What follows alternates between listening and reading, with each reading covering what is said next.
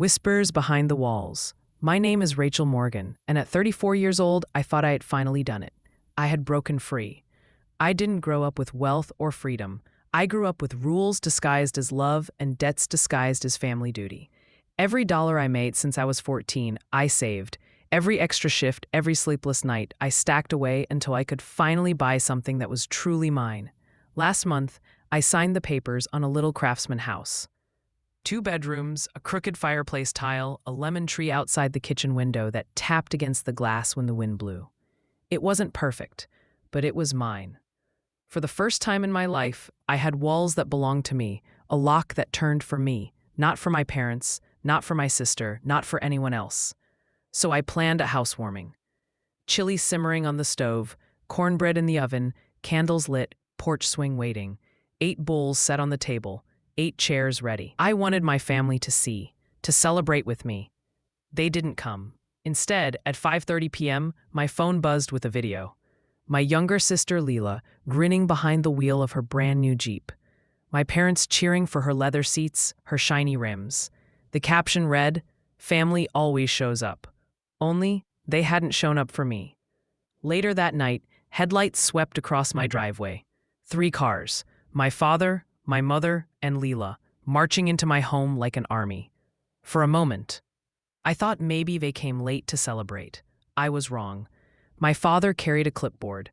My mother wore a smile sharp enough to cut glass. Leela had her phone recording, like this was just another performance. "We need to discuss terms," my father said. "Terms of what?" I asked. "Of your house." They wanted me to transfer part of the deed to my father for protection. They wanted Leela to use my address for her car insurance. They wanted me to take out an $80,000 loan against the house for Leela's business. I laughed, low, bitter, exhausted. One word left my mouth: no. The silence that followed felt like an earthquake. My mother's eyes filled with tears on cue. "You owe your family," she whispered. My father's jaw tightened. His voice dropped into that dangerous calm.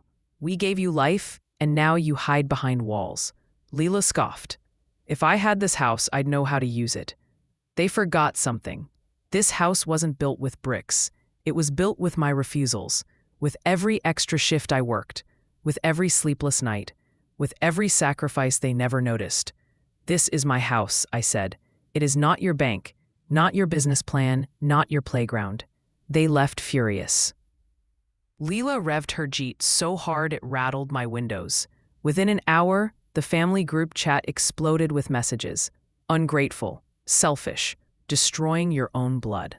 But I had already changed the locks, frozen my credit, and flagged my deed at the county.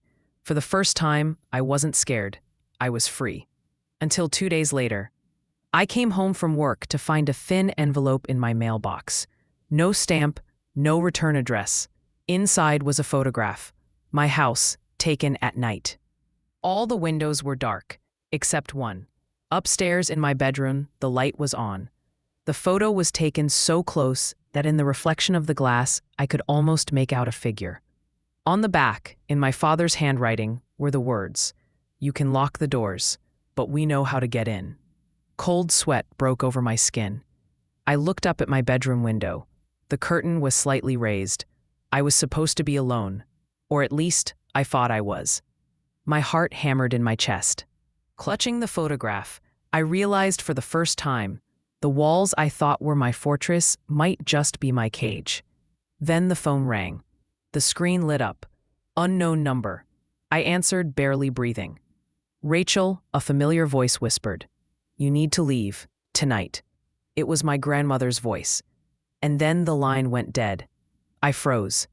My grandmother lived in a nursing home. She rarely called me herself, which meant someone was with her, or someone made her warn me. Slowly, I turned toward the window, and in that moment the curtain dropped. Someone was inside. My story of freedom wasn't ending. It was only beginning.